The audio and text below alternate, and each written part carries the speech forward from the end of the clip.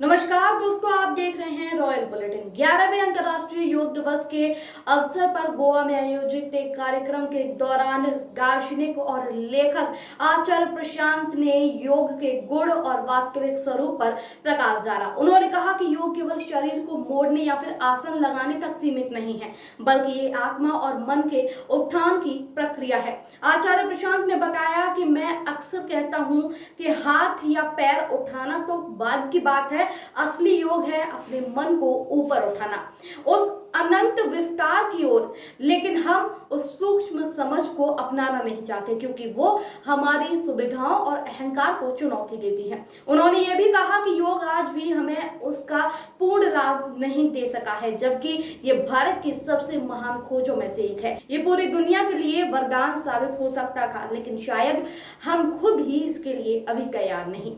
भगवत गीता का संदर्भ देते हुए आचार्य प्रशांत ने कहा कि श्री कृष्ण ने योग को निष्कामता कहा है, यानी इच्छाओं से रहित कर्म। लेकिन आज हम योग को अपनी इच्छाओं की पूर्ति का माध्यम बना बैठे हैं। वजन घटाने, शरीर संभालने और प्रदर्शन के लिए ये योग नहीं, केवल शारीरिक क्रिया है। मैं कहा करता हूँ कि हाथ या पाँव, ये सब आसमान की ओर उठाना, ये योग बाद में है। पहले मन को आकाश की ओर उठाना वो योग है। पर हम सूक्ष्म अर्थों में जाना नहीं चाहते, क्योंकि शायद उसमें कठिनाई होती है या अहंकार को चोट लगती है। तो फिर योग हमें जो दे सकता है वो दे भी नहीं पा रहा है। योग भारत की उच्चतम खोजों में से एक है। भारत को, पूरे विश्व को बहुत लाभ दे सकता था, पर जितना लाभ दे सकता था उससे बहुत कम लाभ दे पाया है, क्योंकि शायद हम ही तैयार नहीं हैं लाभ लेने के लिए। युद्ध की आप बात कर रहे हैं, तो युद्ध का मतलब क्या होता है? युद्ध का मतलब होता है बंटवारा। जब भीतर से हम बटे होते हैं ना, तो बाहर भी हमें भेद ही भेद दिखाई देते हैं। जो भीतर से अपना मित्र नहीं होता, बाहर उसे हर जगह शत्रु ही शत्रु दिखाई देते हैं। दुनिया आज बहुत ज़्यादा ख़तरनाक जगह बन गई है, क्योंकि हम अपने भी शत्रु हैं और बाहर भी हमने न जाने कितने शत्रु पैदा कर रखे हैं।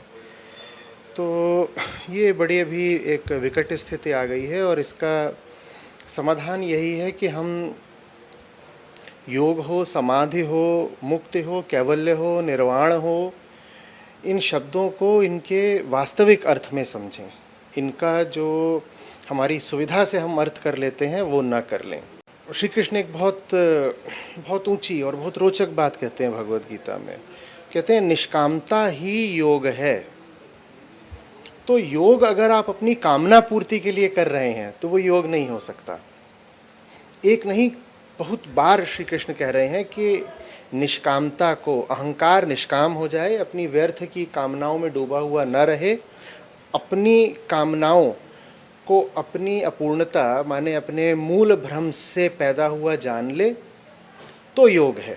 जब तक अहंकार अपनी हस्ती में बहुत विश्वास रखता है, अपनी कामनाओं के पीछे दौड़ता ही रहेगा, तब तक योग नहीं हो सकता।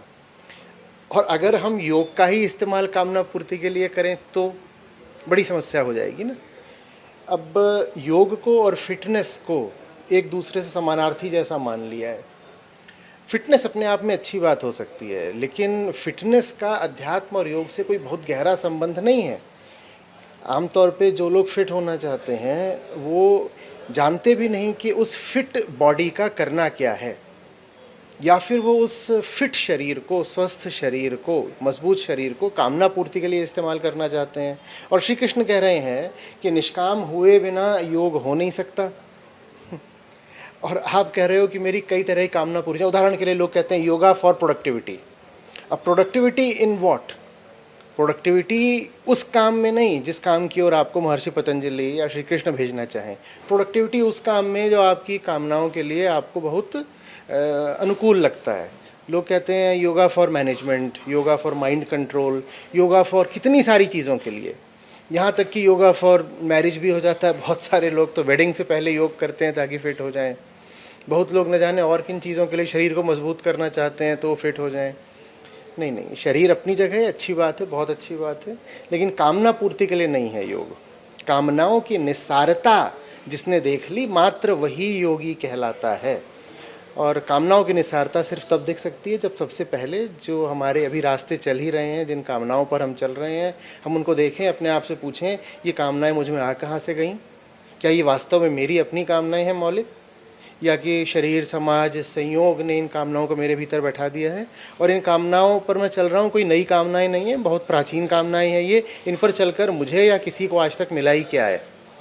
आत्मज्ञान के बिना योग संभव नहीं है और आत्मज्ञान के बिना यदि योग होगा तो उसका दुरुपयोग ही होगा और दुनिया उसी तरह जलती रहेगी जैसे हमें आज जलती दिखाई दे रही है, चाहे वो युद्धों की विभीषिका हो, चाहे क्लाइमेट चेंज की। गोवा में इस आयोजन में बड़ी संख्या में साधकों और योग प्रेमियों ने भाग लिया। आपकी राय हमें कमेंट में जरूर बताएं। ऐसे ही लेटेस्ट अपडेट के लिए हमारे चैनल रॉयल बुलेटिन को लाइक, शेयर और सब्सक्राइब करना न भूलें।